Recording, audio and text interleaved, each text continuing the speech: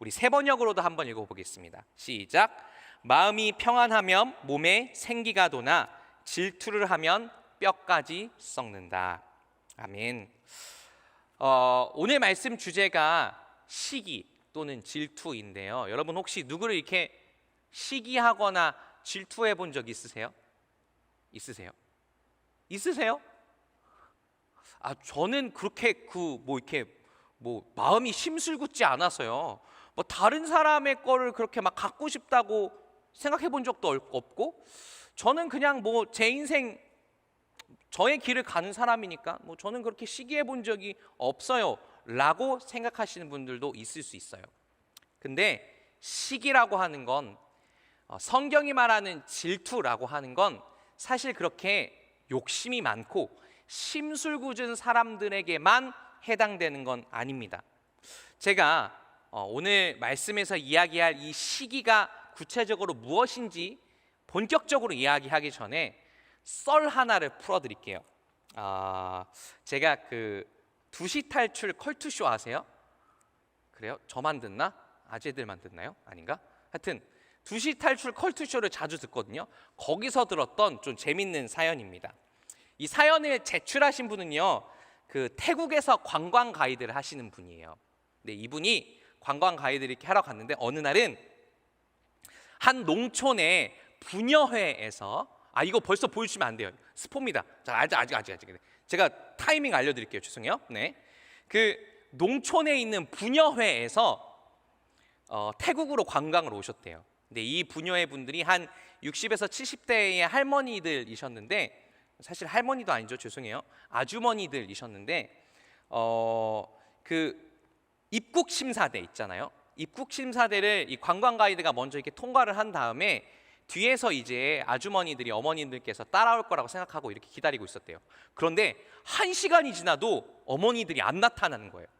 한 분 딱 지나고 나서 나머지 한 10대분 정도가 뒤에 안 나타나는 거예요. 그래서 이게 무슨 일인가? 태국에서 지금까지 이렇게 내가 관광 가이드 오래 했지만 입국 심사대에서 이렇게 오래 걸리는 일이 없었는데 무슨 일인가 너무 궁금해서 입국 심사대에 직접 가봤다고 합니다.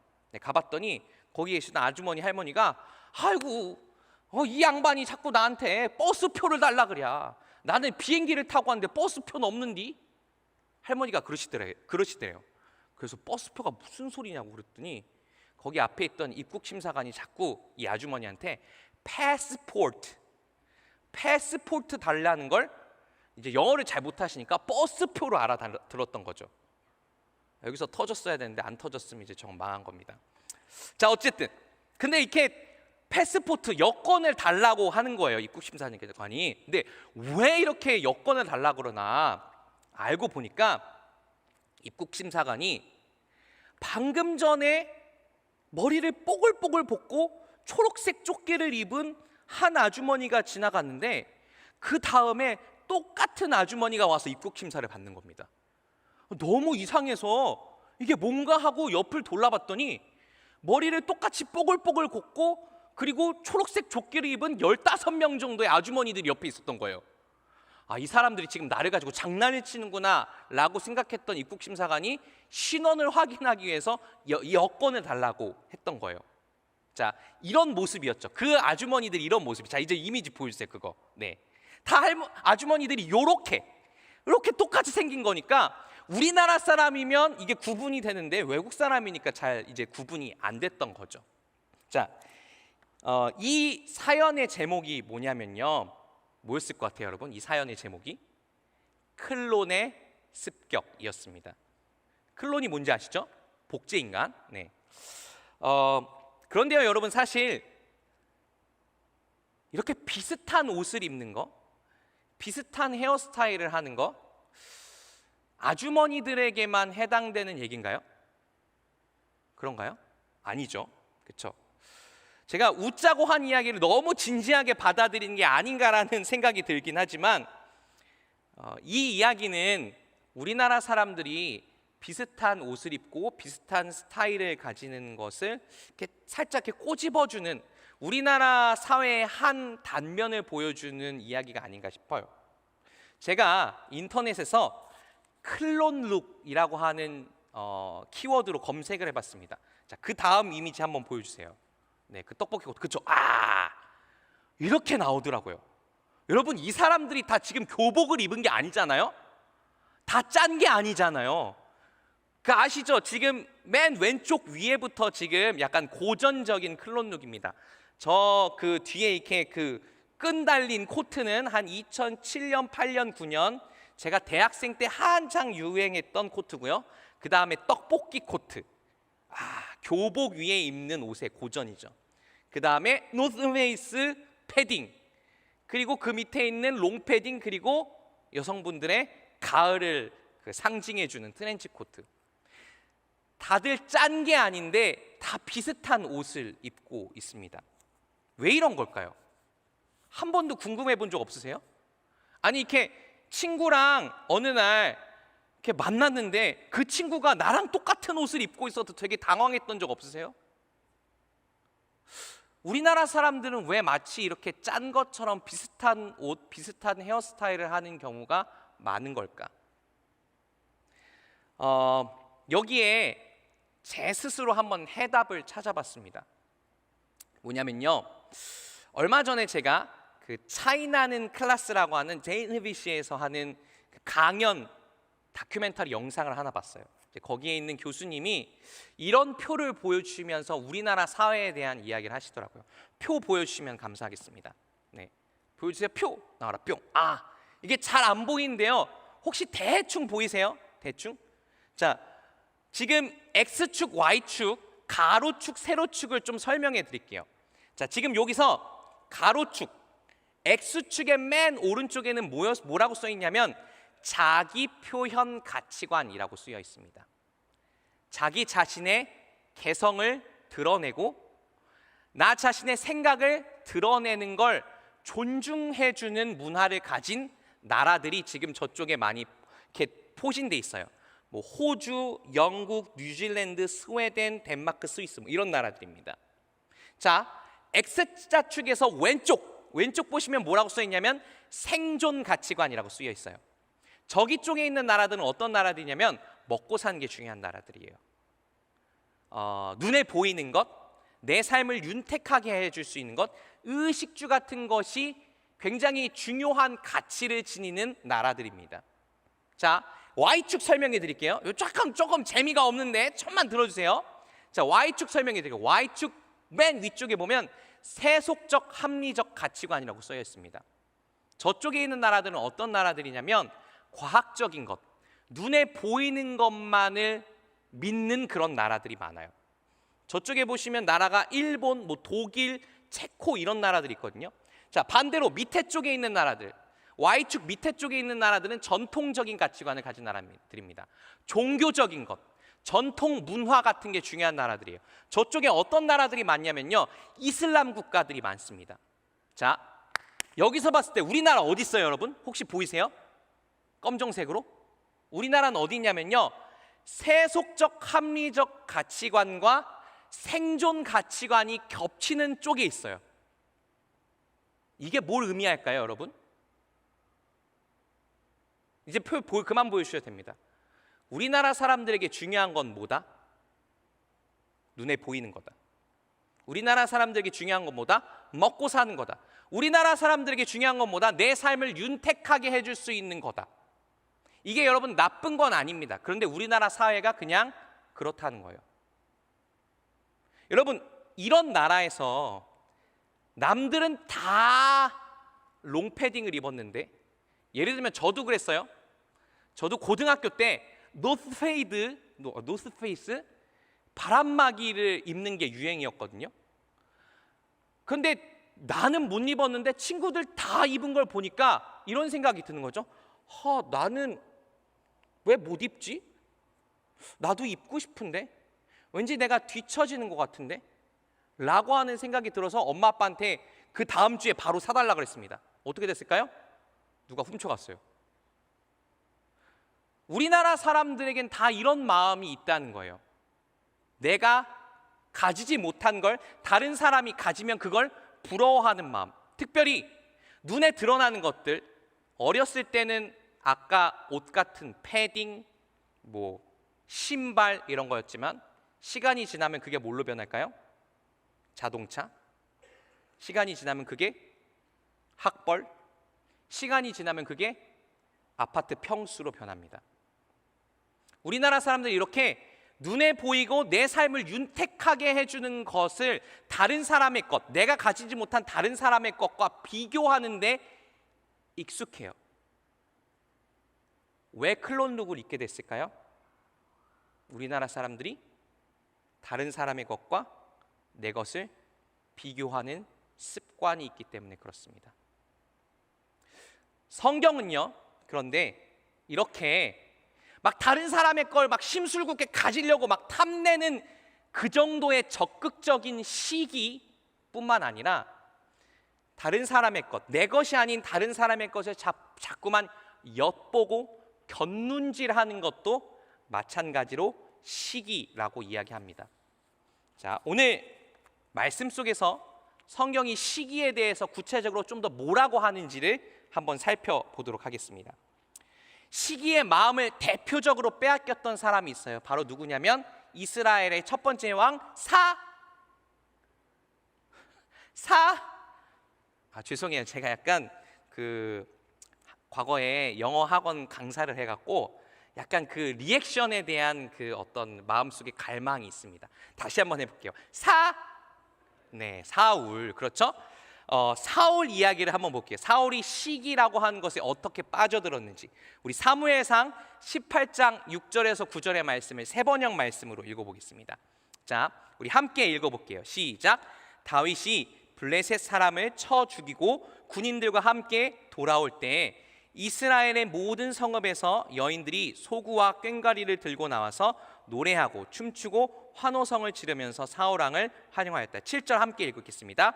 이때 여인들이 춤을 추면서 노래를 불렀다. 사울은 수천 명을 죽이고 다윗은 수만 명을 죽였다. 8절 이 말에 사울은 몹시 언짢았다. 생각할수록 화가 치밀어 올랐다. 사람들이 다윗에게는 수만 명을 돌리고 나에게는 수천 명만을 돌렸으니 이제 그에게 더 돌아갈 것은 이 왕의 자리밖에 없겠군 하고 투덜거렸다. 9절 그날부터 사울은 다윗을 시기하고 의심하기 시작하였다. 아멘. 자, 여러분, 사울이 지금 다윗을 처음으로 시기하게 된 장면을 담고 있는 말씀입니다. 그런데 여러분, 사실 6절 말씀 한 번만 다시 띄워주시겠어요? 네, 6절 말씀에 보면 그 예루살렘 성에서 사울과 다윗을 환영하던 여인들이 사울을 환영하지 않은 게 아니에요. 분명히 뭐라고 돼 있어요? 노래하고 춤추고 환호성을 지르면서 누구를? 사울 왕을 환영하였다라고 돼 있어요. 사울은 환영 받았어요. 그런데 그냥 다윗이 자기보다 환영을 조금 더 받은 게 배가 아팠던 거예요.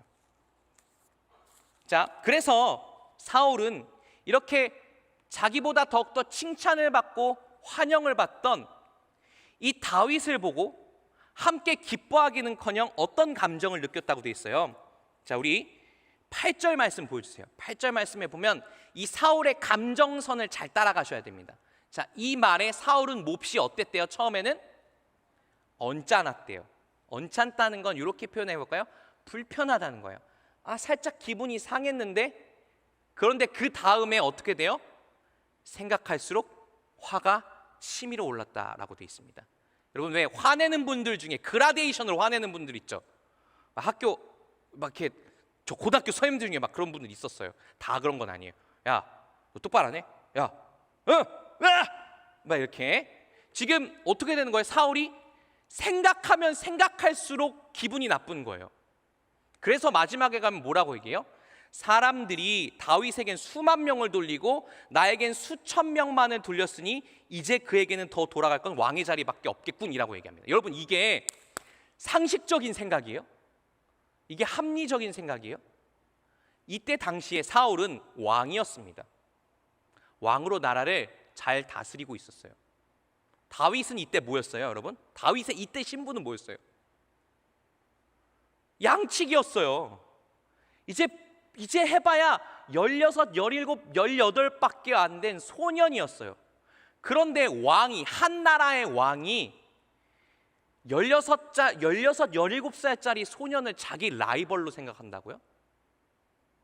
이게 합리적인가요? 그러지 않죠. 지금 시기라고 하는 것이 사울의 마음속에 언짢음으로 시작해서 화로 번졌고, 그리고 그 시간이 지나니까 사울의 이성적이고 합리적인 생각까지 막아버리는 결과를 낳고 말았습니다. 그런데요, 우리 사무엘상 18장 9절 말씀 읽어볼게요. 자, 이 시기가 결국 마침표로 이렇게 찍힙니다. 그날부터 사울은 다윗을 시기하고 의심하기 시작하였다라고 이렇게 마침표를 찍어요, 이 이야기가. 그런데 이 말씀을, 이 18장 9절의 말씀을 세번역 말고 개역개정 성경은 이렇게 표현합니다. 자, 우리 개역개정 성경으로 제가 읽어드릴게요.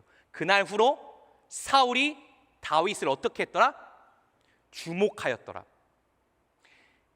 세번역 성경은요, 의역한 거고요. 개역개정 성경은 원래 있는 히브리어를 직역한 거예요.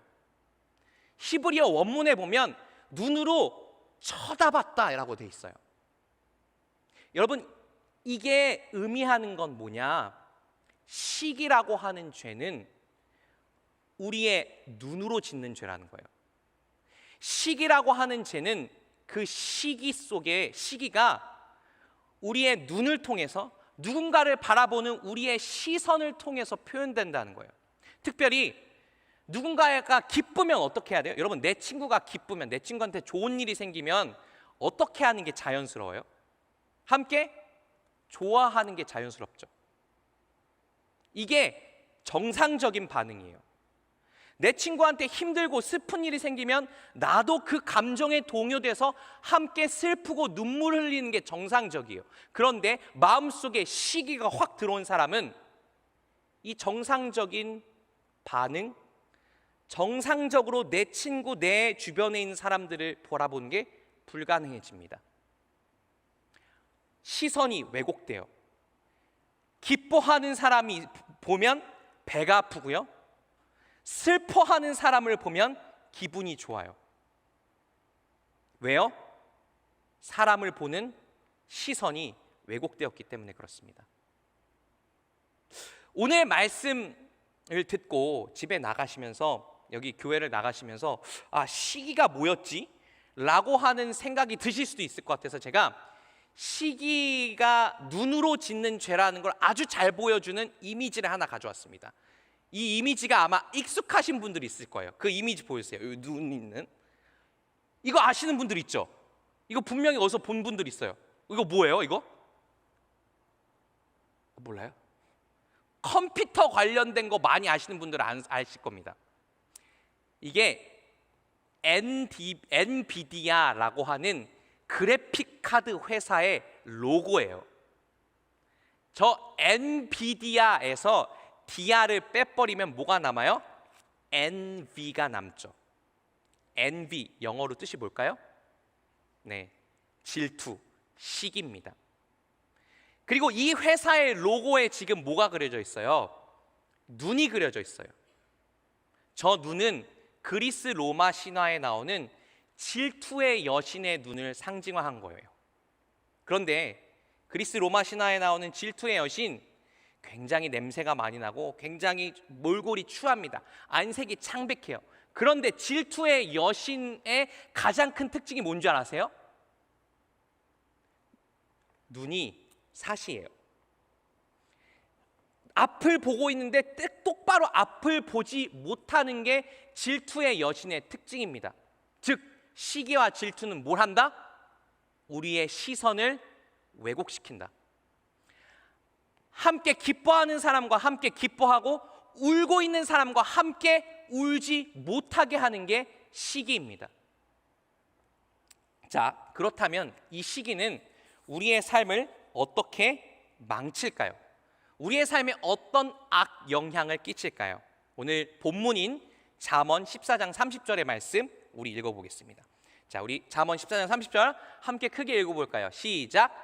마음이 평안하면 몸에 생기가 도나 질투를 하면 뼈가 썩는다.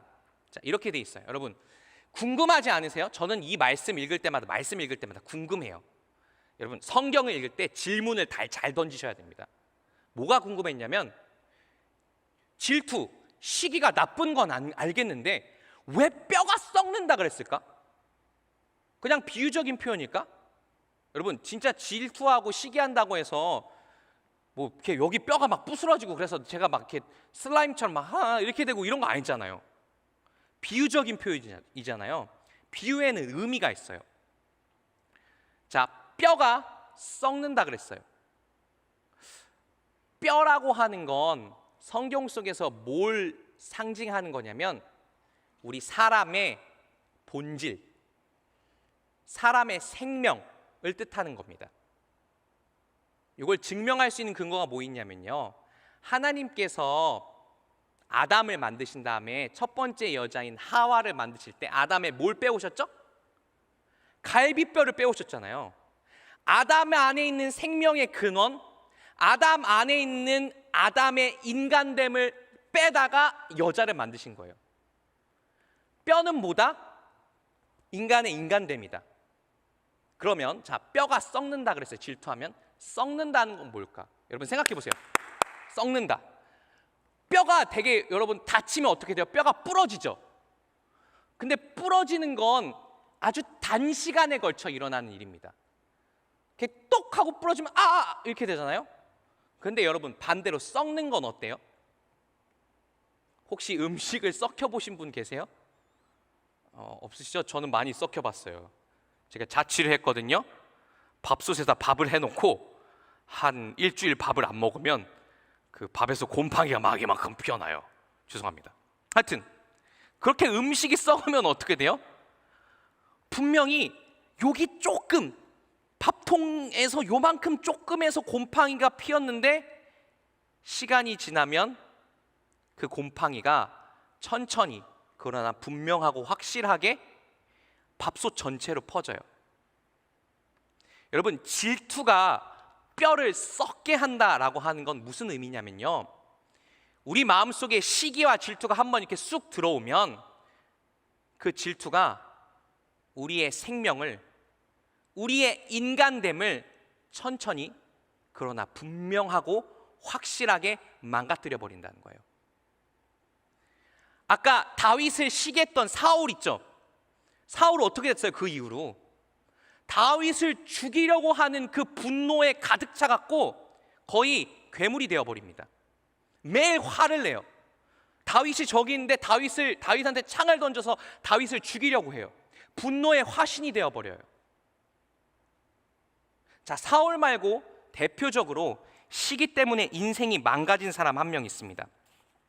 바로 누구냐면요, 아담과 하와의 첫 번째 아들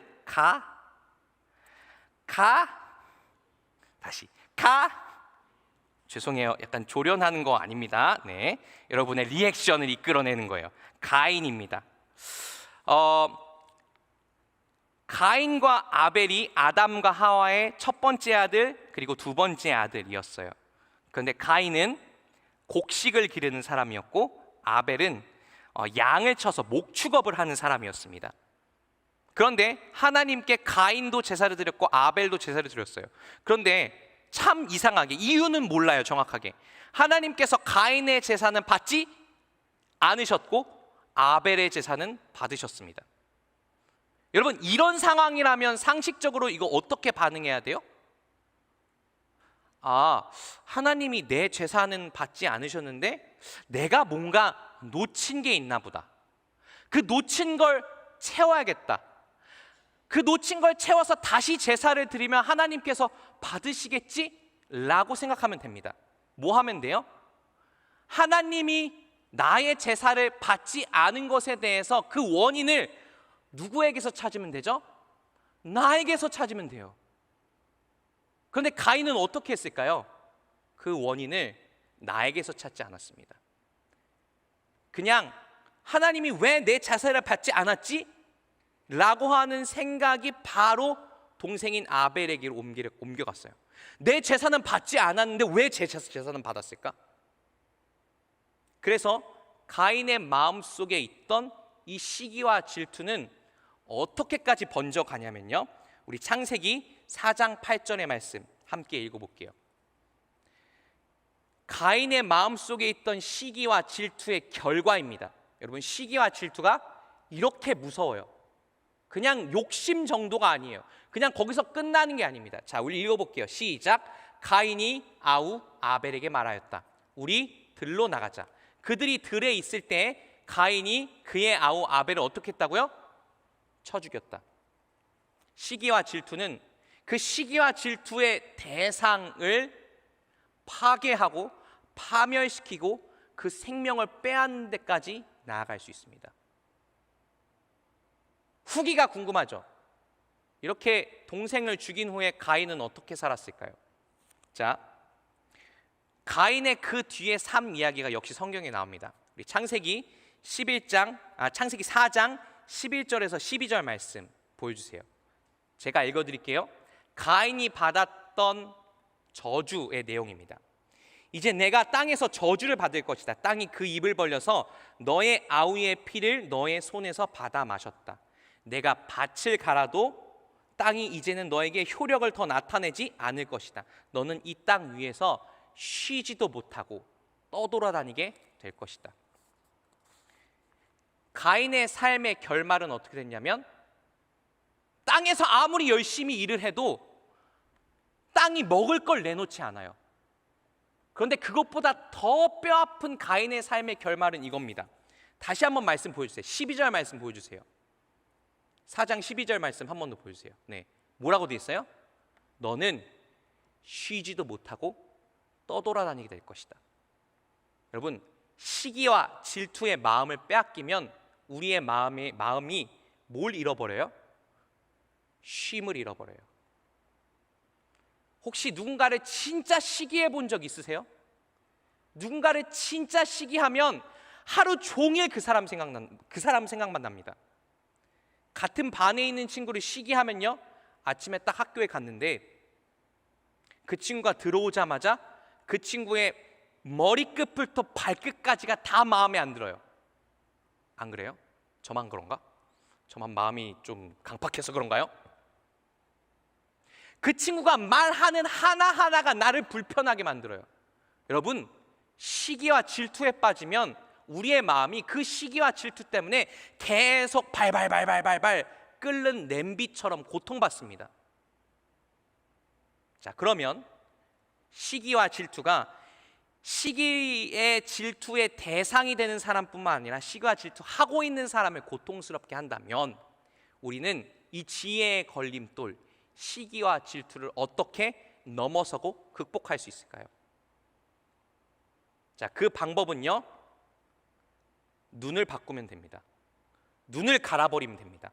제가 여러분 식탐 몇 주 전에 설교회 때 뭐라 그랬어요? 식탐을 이기려면 뭘 먹어야 된다? 죄송합니다. 여러분이 기억 못한 건 다 제 잘못입니다. 식탐을 이기려면 뭘 먹어야 된다? 예수님의 사랑을 먹어야 된다 그랬잖아요. 식탐을 이기려면 음식을 계속 먹으면 안 되고 예수님의 사랑을 먹어야 됩니다. 여러분, 시기를 이기려면요, 뭘 바꿔야 돼요? 보는 눈을 바꿔야 돼요. 보는 관점을 바꿔야 돼요. 자, 어떻게 바꾸면 되냐? 우리 성경 이야기를 하나 볼게요. 마태복음 25장 14절에서 15절 말씀 보여드리겠습니다. 자, 예수님께서 하늘나라에 대해서 이야기하신 달란트 비유예요. 이걸 한번 읽으면서 여러분 어떤 생각이 드시나 한번 곰곰이 생각해 보세요. 제가 읽어드릴게요. 또 하늘나라는 이런 사정과 같다. 어떤 사람이 여행을 떠나면서 자기 종들을 불러서 자기의 재산을 그들에게 맡겼다. 그는 각 사람의 능력을 따라 한 사람에게는 5달란트를 주고 또 한 사람에게는 2달란트를 주고 또 다른 한 사람에게는 1달란트를 주고 떠났다. 이렇게 돼 있습니다. 여러분, 딱 읽자마자 무슨 생각이 드십니까? 딱 읽자마자 우리 마음속에 자연스럽게 생기는 질문. 왜 누구한텐 5개 주고 왜 누구한텐 2개 주고 왜 누구한텐 하나 줬지? 하나 받은 사람 되게 기분 나쁘겠다 라는 생각 안 들으세요? 저만 속이 좁아서 그런 생각이 드나요? 심지어 성경에서 뭐라고 얘기해요? 예수님이 그는, 우리 15절 말씀 보여주세요. 뭐라고 돼 있어요? 그는, 주인은 각 사람의 뭐를 따라? 능력을 따라라고 써 있어요. 와, 아니 예수님이 지금 이걸로 천국을 비유하는 거래요. 천국은 능력주의 사회네. 능력 있는 사람이 더 많이 받아가는 게 천국이네. 이상한데? 라는 생각이 들죠. 저 말씀이 달란트 비유의 도입부 맨 처음입니다. 사실 저 도입부에는 우리를 더 깊은 깨달음으로 인도하기 위한 예수님의 함정이 숨겨져 있어요. 자, 그 함정이 그 뒤에 가면, 결말에 가면 뭐였는지가 나옵니다. 자, 우리 마태복음 25장 23절의 말씀 우리 읽어볼게요. 자, 이게 주인이 지금 달란트 비유가 끝났을 때 종들에게 하는 말입니다. 자, 읽어볼게요. 제가 읽어드릴게요. 그의 주인이 그에게 말하였다. 잘했다. 착하고 신실한 종아, 네가 적은 일에 신실하였으니 이제 내가 많은 일을 내게 맡기겠다. 와서 주인과 함께 기쁨을 누려라. 자, 주인이 멀리 떠나가 있는 동안 종들에게 5달란트, 2달란트, 1달란트 맡겼습니다. 참고로 달란트라고 하는 거는 화폐 단위예요. 뭐 한 100원, 1000원, 만원이 아니라 한 달란트는 금 이만큼입니다. 엄청 많이 맡긴 거예요. 그리고 맡긴 다음에 주인이 멀리 가 있는 동안 그거 갖고 알아서 해 라고 했는데 5달란트 받은 종은 그 5달란트로 열심히 장사를 해서 또 5달란트를 벌어왔어요. 2달란트 받은 사람도 마찬가지고 1달란트 받은 사람만 뭐 했을까요? 그 달란트를 그냥 땅속에 짱 박아뒀습니다. 그래서 주인이 돌아와서 2달란트 받은 사람한테 이렇게 얘기하는 거예요. 잘했어. 네가 진짜 신실했구나. 네가 진짜 충성됐구나. 자, 이제 나와 함께 기쁨을 누리자. 반전은 뭐예요? 주인이 2달란트 받은 사람만 이렇게 칭찬한 게 아니라 5달란트 받은 사람도 토시 하나 안 틀리고 똑같이 칭찬했다는 거예요. 애초부터 주인의 마음속에는 5달란트, 2달란트, 1달란트, 달란트의 양이 중요치 않았어요. 주인에게 중요했던 것, 주인이 바라봤던 것, 주인의 시선은 뭐예요? 내가 달란트를 맡겨줬던 종들이 얼마나 충실하게 그 달란트를 사용했는가, 이들이 얼마나 내가 맡겨준 것을 책임 있게 사용했는가에 있었습니다. 여러분, 시기를 이기려면요, 그래서 시선을 바꿔야 돼요. 하나님께서는 우리가 뭔가를 많이 성취해내는 것, 우리가 100만큼 받았으니까 100만큼 실적을 내는 것, 이만큼 받았으니까 이만큼 실적을 내는 것에 하나님은 관심이 있지 않으세요. 하나님의 시선, 하나님의 관점은 뭐냐면요, 하나님께서 주신 것을 우리가 얼마나 최선을 다해서 사용하고, 하나님께서 주신 것을 얼마나 최선을 다해서 개발해서 나의 이웃들과 함께 나누고 누리는가에 있습니다. 관점이 바뀌어야 시기를 이길 수 있어요. 자, 이제 말씀을 마치면서요, 우리가 가졌으면 하는 하나님의 관점 한 가지만 딱 나눌게요. 제가 그림도 보여드리고 이제 슬슬, 죄송해요, 점점 여러분의 주의 집중력이 저기 안드로메다 은하로 가고 있으니까 조금 도와드릴게요. 우리를, 나 자신을 바라보고 내 친구, 내 이웃을 바라보는 우리의 관점이 이렇게 되었으면 좋겠습니다. 에베소서 2장 10절의 말씀 우리 읽어보겠습니다. 자, 이 말씀은 여러분 부탁드려요, 크게 읽어주세요.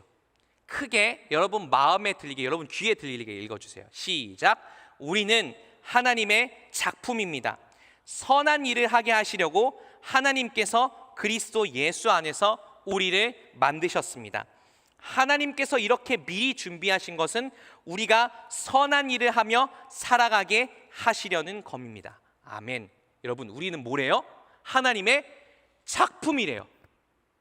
영어 성경에 보면 We are God's workmanship이라고 되어 있어요.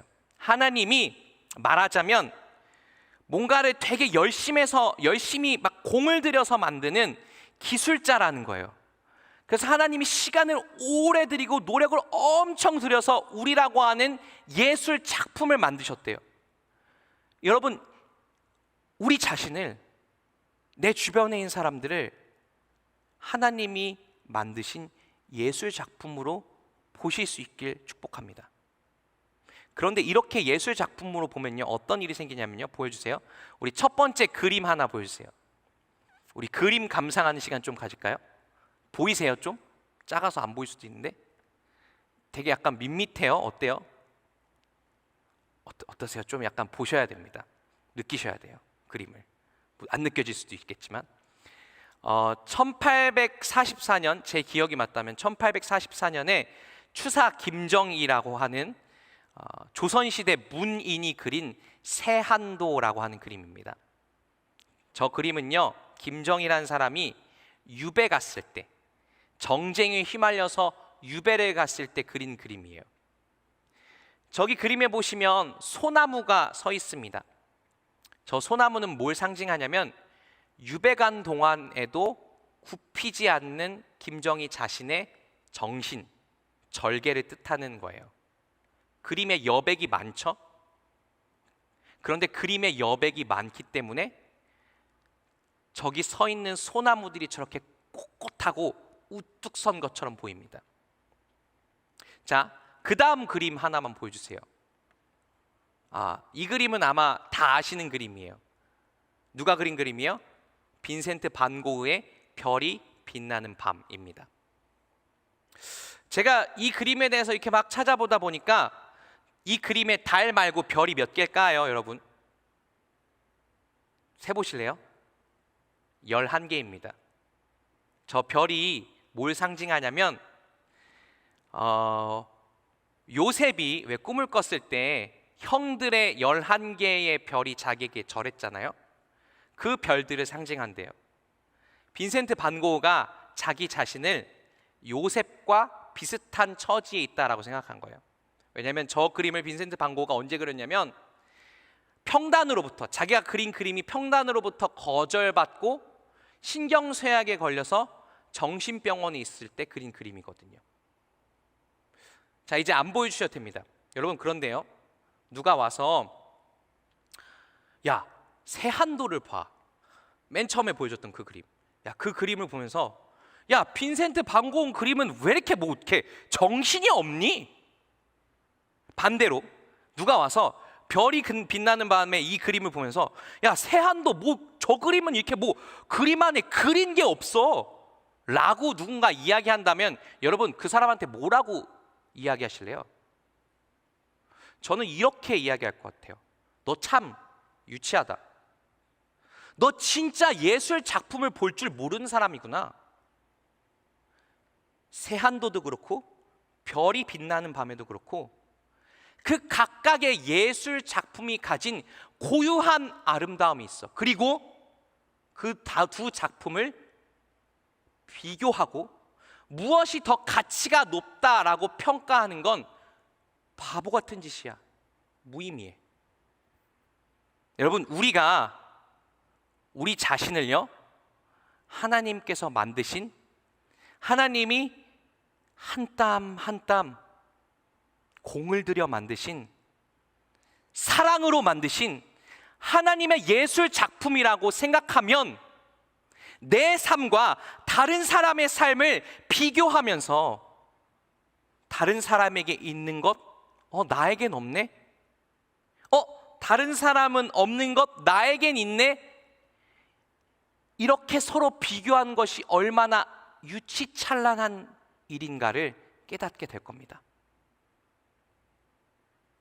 부디 여러분 모두가, 우리 모두가 우리 자신을 하나님께서 고유한 아름다움을 가지도록 사랑으로 창조하신 예술 작품으로 바라보면서 서로 시기하고 질투한 대신 서로 기뻐한 일에 함께 기뻐하고 서로 슬퍼하는 일에 함께 슬퍼하며 서로 축복하면서 살아가는 우리 모두가 되었으면 좋겠습니다. 우리 시간 주신 말씀을 마음에 새기시면서 우리 잠깐 동안 함께 기도했으면 좋겠어요. 우리 함께 이렇게 기도했으면 좋겠습니다.